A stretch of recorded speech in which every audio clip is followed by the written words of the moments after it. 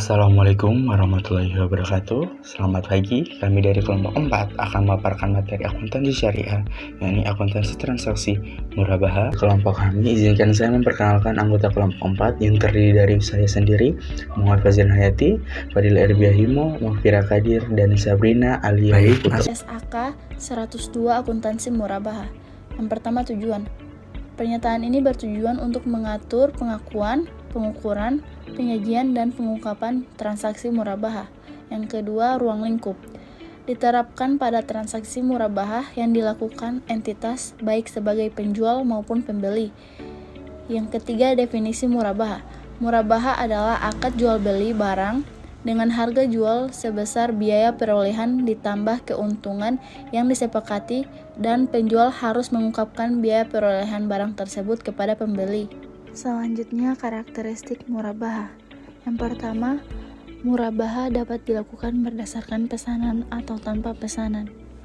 Yang kedua, murabaha berdasarkan pesanan dapat bersifat mengikat atau tidak mengikat pembeli atau tidak membeli barang yang dipesannya. Yang ketiga, pembayaran murabaha dapat dilakukan secara tunai atau tangguh. Yang keempat, akad murabaha memperkenankan penawaran harga yang berbeda untuk cara pembayaran yang berbeda sebelum akad murabaha dilakukan. Yang kelima, harga disepakati dalam murabaha adalah harga jual. Yang keenam, diskon atau pembeli barang yang diterima oleh penjual setelah akad murabaha disepakati diperlakukan sesuai dengan kesepakatan dalam akad tersebut. Yang ketujuh, penjual dapat meminta pembeli menyediakan anggunan atas piutang murabaha antara lain dalam bentuk barang yang telah dibeli dari penjual dan atau aset lain. Yang kedelapan, penjual dapat meminta uang muka atau hamis jidyah kepada pembeli sebagai bukti komitmen pembeli sebelum akad disepakati.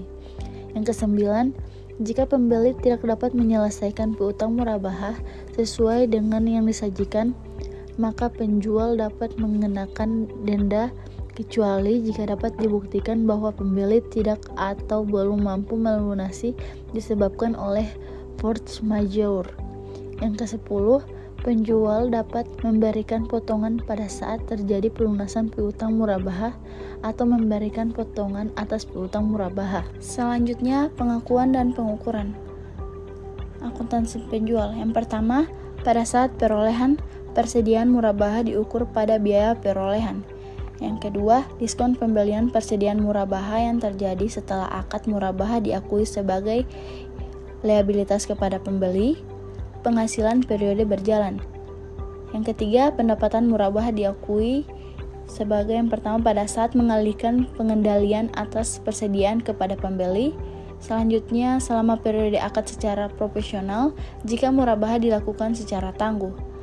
Yang keempat, pendapatan murabaha dari murabaha tangguh yang mengandung unsur pembiayaan signifikan dan penjual tidak memiliki resiko signifikan terkait dengan kepemilikan persediaan diatur dalam PSAK 101.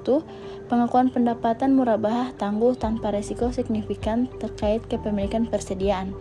Yang kelima, potongan pelunasan piutang murabaha diakui sebagai pengurangan pendapatan murabaha periode berjalan. Selanjutnya, akuntansi pembeli. Yang pertama, biaya perolehan dari aset yang diperoleh melalui transaksi murabaha diakui pada harga beli ditambah biaya transaksi dan biaya perolehan tunai.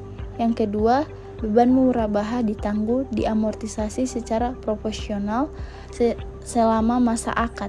Yang ketiga, diskon pembelian yang diterima secara akad murabaha, potongan pelunasan, dan potongan utang murabaha diakui sebagai pengurang beban murabaha tangguhan. Yang keempat, denda yang dibayarkan kepada penjual diakui sebagai beban. Yang kelima, potongan uang muka akibat pembeli batal membeli barang diakui sebagai beban. Selanjutnya, penyajian.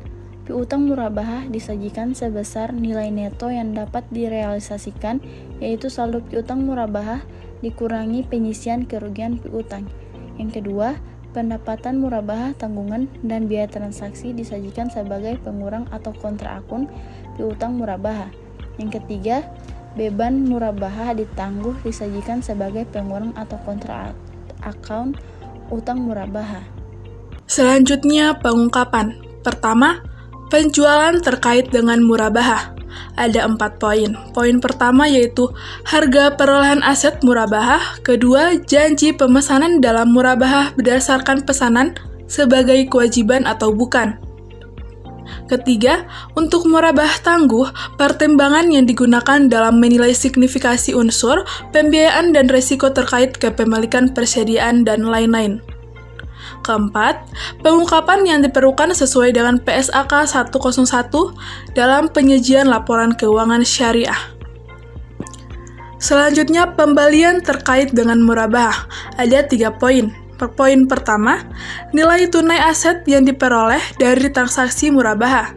Kedua, jangka waktu murabahah tangguh. Dan yang ketiga, pengungkapan yang diperlukan sesuai dengan PSAK 101. Perubahan dari draft exposure PSAK 102. Dalam perihal uang muka, DE PSAK 102/2019, uang muka dari pembeli dapat diakui sebagai pertama, pengurangan biaya perolehan persediaan murabahah, kedua, pengurangan tagihan pada pembeli. Sedangkan dalam PSAK 102/2019, uang muka dari pembeli diakui sebagai pengurangan tagihan kepada pembeli. Dalam perihal signifikan unsur pembeli, DE PSAK 102/2019 tidak dijelaskan, sedangkan PSAK 102/2019 perbedaan signifikan atas perbedaan harga jual tangguh dan harga jual tunai. Contoh transaksi. Entitas melakukan transaksi murabahah secara tangguh tanpa unsur pembiayaan signifikan dengan pelanggan. Biaya perolehan persediaan murabahah adalah Rp100, margin murabahah sebesar Rp20 dan harga jual sebesar Rp120. Yang dilakukan adalah berikut jurnalnya, yaitu piutang murabahah Rp120 pada penjualan murabahah Rp120. Beban pokok penjualan Rp100 pada persediaan Rp100. Pemaparan materi akuntansi syariah mengenai akuntansi transaksi murabahah. Semoga materi yang kami paparkan dapat menambah wawasan teman-teman dan membawa berkah bagi kita semua. Sekian dari kelompok kami. Wassalamualaikum warahmatullahi wabarakatuh.